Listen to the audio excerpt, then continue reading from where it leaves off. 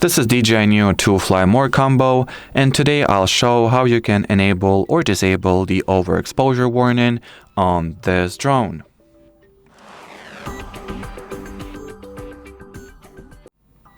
So to start, you will need to launch settings.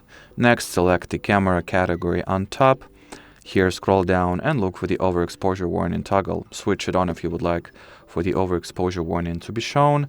Let me just crank up the exposure all the way to the maximum to show you what this warning looks like. Yep, here you have it. Or to switch it off the same way but in reverse. As simple as that. And well, as far as this video goes, that'll be it. So thanks for watching and bye bye.